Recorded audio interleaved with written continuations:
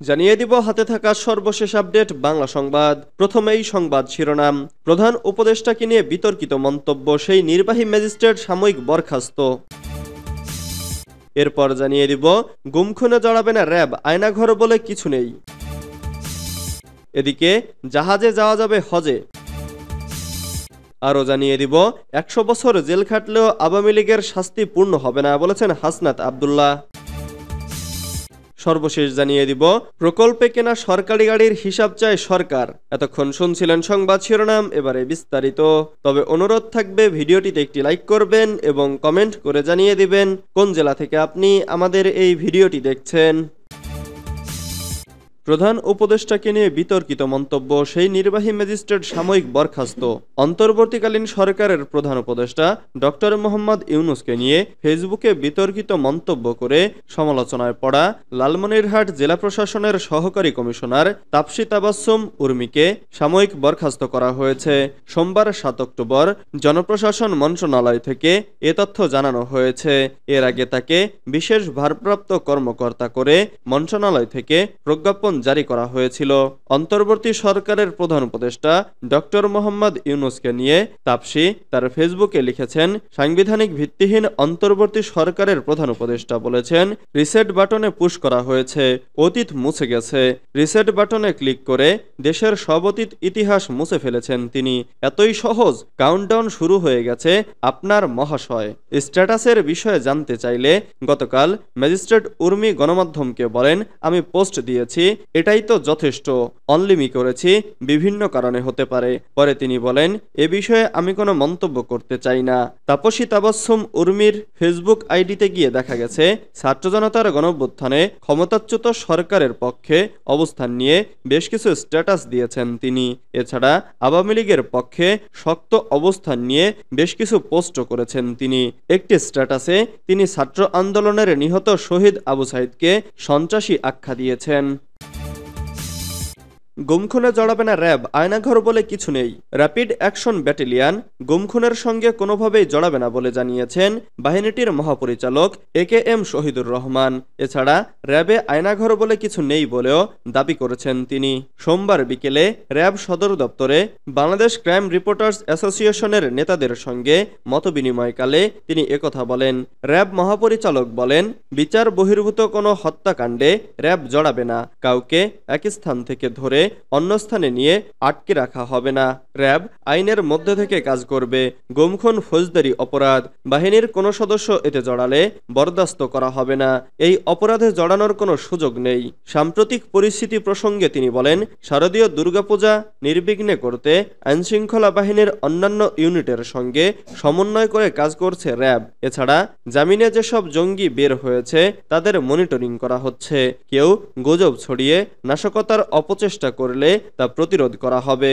বৈষম্য বিরোধী আন্দোলনকে কেন্দ্র করে যে মানবাধিকার লঙ্ঘনের অভিযোগ উঠেছে সে বিষয়ে তথ্য সংগ্রহ করেছে জাতিসংঘ ফ্যাক্ট ফাইন্ডিং মিশন। এ বিষয়ে শহীদুর রহমান বলেন, জাতিসংঘের ফ্যাক্ট ফাইন্ডিং কমিটি ইতোমধ্যে র্যাবের সঙ্গে যোগাযোগ ও পরিদর্শন করেছে। তাদের যাবতীয় তথ্য দেওয়া হয়েছে। চাহিদা মতো আরও তথ্য দেওয়া হবে। মত বিনিময়ে র্যাবের সভাপতি কামরুজ্জামান খান, সাধারণ সম্পাদক সিরাজুল ইসলাম সহ সংগঠনের কার্যনির্বাহী কমিটি ও র্যাবের ঊর্ধ্বতন কর্মকর্তা উপস্থিত ছিলেন। জাহাজে যাওয়া যাবে হজে, বাংলাদেশ থেকে সমুদ্রপথে হজযাত্রী পাঠানোর প্রস্তাবে সম্মতি দিয়েছে সৌদি আরব। গতকাল রোববার ৬ অক্টোবর সৌদি আরবের জেদ্দায় হজ ও উমরাহ মন্ত্রণালয়ে বাংলাদেশের অন্তর্বর্তী সরকারের ধর্ম উপদেষ্টা ডক্টর আফম খালিদ হোসেন এবং সৌদি হজ ও উমরা বিষয়ক মন্ত্রী ডক্টর তৌফিক ফাউজান আল রাবিয়ার মধ্যে আনুষ্ঠানিক দ্বিপাক্ষিক বৈঠকে সৌদি মন্ত্রী এ সম্মতির কথা জানান। সমুদ্রপথে হজযাত্রী প্রেরণের বিষয়ে ধর্ম উপদেষ্টার প্রস্তাবে সৌদি হজ ও উমরা বিষয়ক মন্ত্রী জানান, সমুদ্রপথে বাংলাদেশ থেকে হজযাত্রী পাঠানোর বিষয়ে সৌদি সরকারের কোনো আপত্তি নেই, তবে বন্দর কর্তৃপক্ষের সঙ্গে আলোচনার প্রয়োজন আছে। এ বিষয়ে বাংলাদেশ সরকারকেও জাহাজ কোম্পানির সঙ্গে আলোচনা করে চূড়ান্ত সিদ্ধান্ত নিতে হবে। উল্লেখ্য, এবছর পরীক্ষামূলক পানিপথে জাহাজ যোগে ২-৩ হাজার হজযাত্রী প্রেরণের ব্যাপারে বাংলাদেশ সরকার চিন্তা ভাবনা করছে। সৌদি হজ ও উমরা বিষয়ক মন্ত্রী হাজিদের জন্য বায়োমেট্রিক পদ্ধতিতে আপগ্রেড করার ব্যাপারে নিশ্চয়তা দিয়েছেন। তিনি হজ এজেন্সির মালিক অথবা তাদের প্রতিনিধির অনুকূলে মুনাজ্জেম ভিসা ইস্যুর ব্যাপারেও ধর্ম উপদেষ্টাকে আশ্বস্ত করেন। এছাড়া রোড টু মক্কা কর্মসূচির আওতায় ২০২৩-২৪ সালে হজযাত্রীদের বেশ কিছু লাগেজ হারিয়ে যাওয়ার ব্যাপারেও মন্ত্রী প্রয়োজনীয় ব্যবস্থা নেওয়ার বিষয়ে ধর্ম উপদেষ্টাকে আশ্বাস দেন। চলতি বছর সৌদি হজ ও উমরা মন্ত্রণালয় থেকে প্রতি এজেন্সিকে কমপক্ষে ২,০০০ হাজি পাঠানোর কোটা নির্ধারণ করা হয়। এ ব্যাপারে ধর্ম উপদেষ্টা ২০২৪ সালের মতো এজেন্সি প্রতি ২৫০ জন কোটা পুনর্নির্ধারণের অনুরোধ জানালে সৌদি মন্ত্রী বিষয়টি বিবেচনার আশ্বাস দেন। ১০০ বছর জেল খাটলেও আওয়ামী লীগের শাস্তি পূর্ণ হবে না বলেছেন হাসনাত আব্দুল্লাহ। বৈষম্য বিরোধী ছাত্র আন্দোলনের সমন্বয়ক হাসনাত আব্দুল্লাহ বলেছেন, বিভিন্ন রাজনৈতিক দলকে বলতে শোনা যায় তারা আওয়ামী লীগকে ক্ষমা করে দিয়েছে।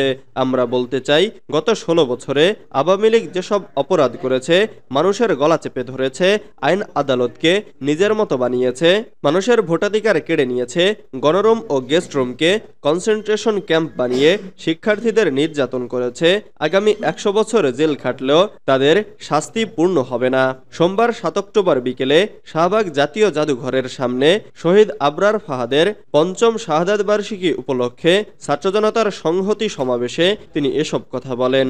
হাসনাত আব্দুল্লাহ বলেন, আপনারা এদেশের মানুষের মানবাধিকার লঙ্ঘন করেছেন, ভোটাধিকার কেড়ে নিয়েছেন, গণরুম গেস্ট রুমকে কনসেন্ট্রেশন ক্যাম্প বানিয়ে শিক্ষার্থীদের নির্যাতন করেছেন।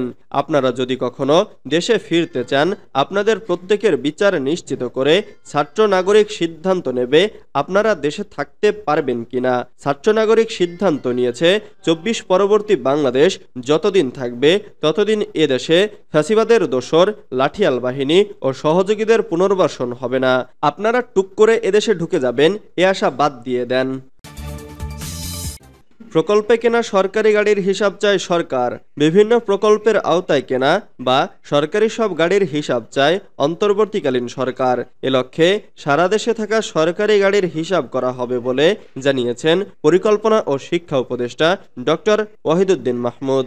সোমবার ৭ অক্টোবর বেলা 11:30টায় প্রধান উপদেষ্টার কার্যালয়ে একনেক সভা অনুষ্ঠিত হয়। বৈঠক শেষে বিকেল ৩টায় শেরেবাংলা নগরে এনএসি সম্মেলন কক্ষে আয়োজিত সংবাদ সম্মেলনে বিস্তারিত জানান উপদেষ্টা। ওয়াহিদুদ্দিন মাহমুদ বলেন, আমরা দেখেছি এক কর্মকর্তা ৩টি গাড়ি ব্যবহার করেন। নিজের গাড়িটাকে বেশি দিন, কিন্তু সরকারি গাড়ি দ্রুত নষ্ট ও অপচয় হয়। সারা দেশে কতগুলো গাড়ি আছে তার একটা হিসাব করব। খুব শিগগিরই আমরা তথ্য জোগাড় করব। কত গাড়ি কিভাবে ব্যবহার হয়, কারা ব্যবহার করে, সব হিসাব হবে। কোনো সরকারি গাড়ি নষ্ট হলে কিভাবে ব্যবহার করা যায় তা খতিয়ে দেখা হবে।